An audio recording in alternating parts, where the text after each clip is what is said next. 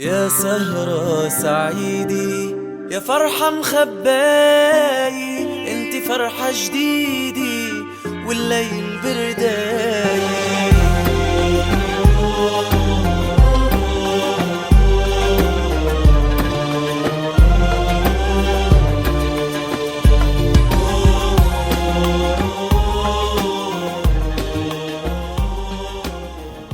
Dalam sebuah hadis yang hasan, Rasulullah sallallahu alaihi wasallam bersabda, "Inna likulli ummatin fitnah wa fitnatu ummati al-mal."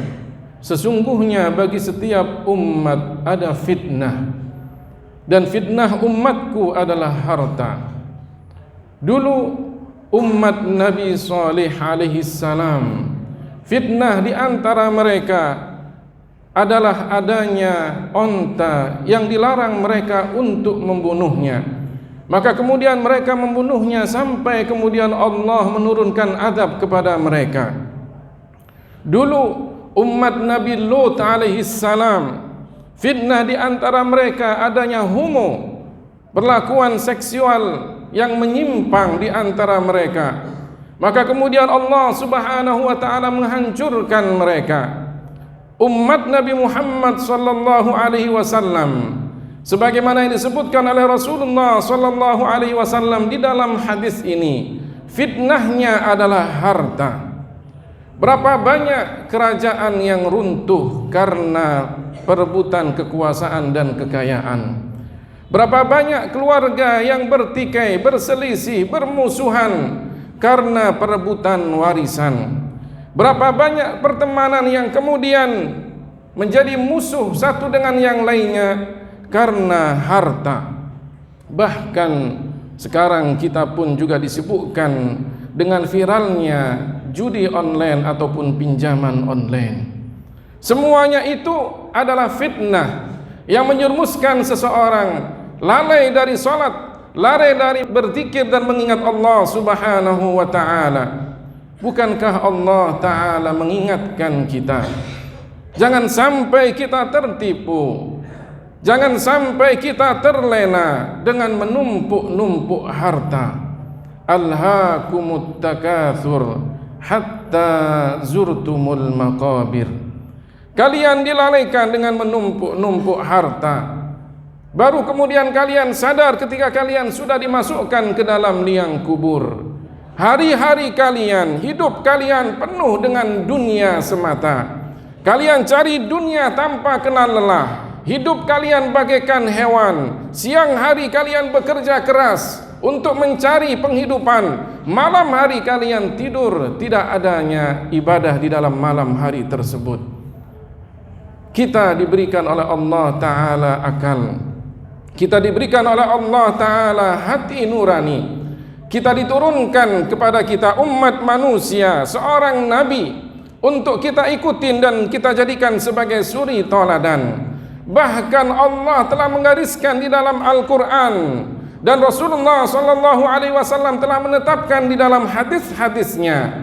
Allah Subhanahu wa taala menyebutkan tentang judi dan minum-minuman keras di dalam Al-Quran.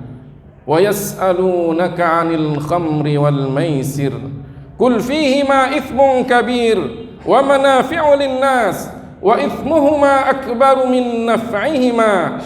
Dan mereka bertanya kepadamu wahai Muhammad tentang minum-minuman keras, maka katakan kepada mereka bahwa di dalam minum-minuman keras dan perjudian ada dosa yang besar. Meskipun segelintir orang di antara mereka memanfaatkan untuk kepentingan pribadi mereka, tapi sesungguhnya dosanya lebih berat, lebih besar daripada manfaatnya.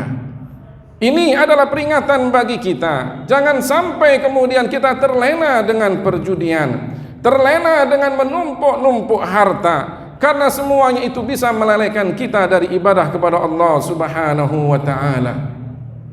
Innama yuridu syaitanu an yuqi'a bainakumul adawata wal baghdha fil khamri wal maisir wa yasuddakum an dzikrillahi wa 'anis shalah fahal antum muntahun.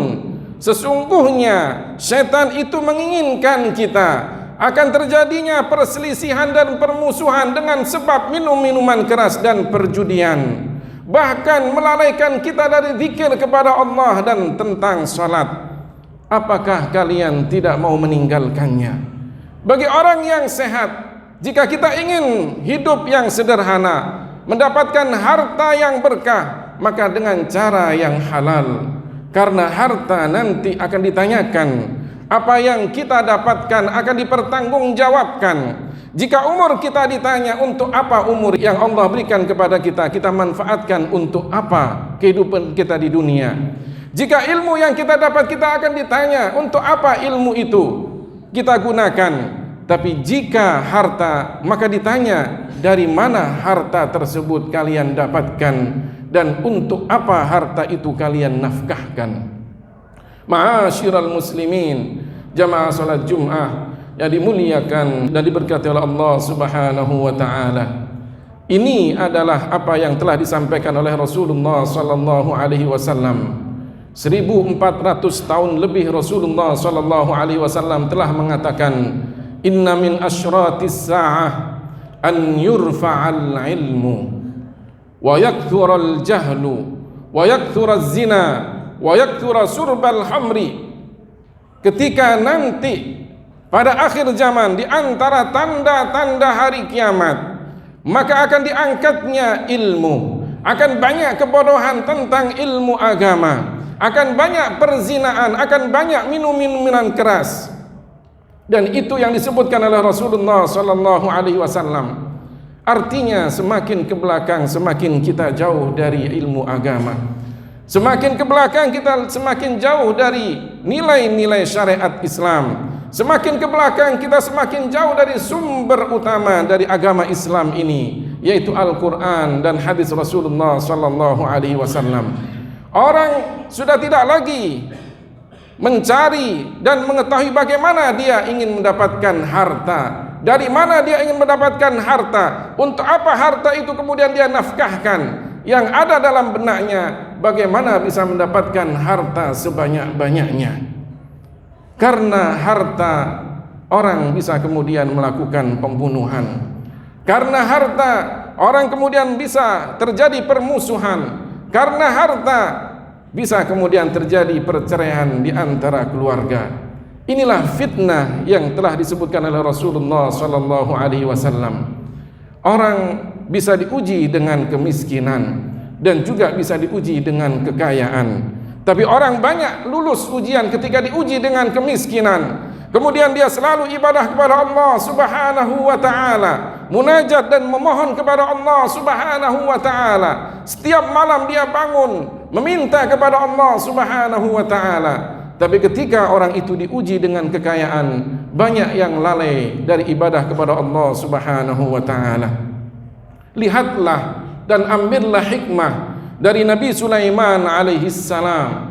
Ketika beliau diberikan oleh Allah taala kekayaan, ketika beliau diberikan oleh Allah taala kekuasaan, berapa banyak prajuritnya, berapa banyak rakyatnya, berapa banyak kekayaannya.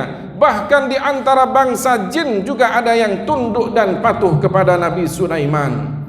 Ketika beliau mengatakan kepada rakyatnya, adakah di antara kalian yang bisa mendatangkan istana Balqis?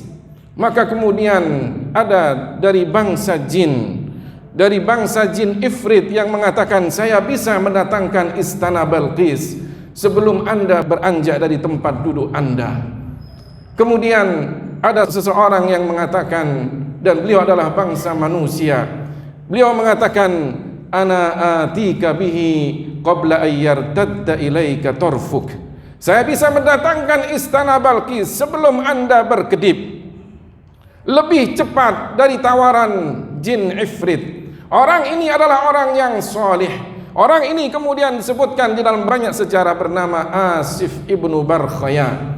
Beliau kemudian mendatangkan istana Balqis dari Yaman menuju Palestina, berada di depan Nabi Sulaiman alaihi salam dalam waktu yang singkat.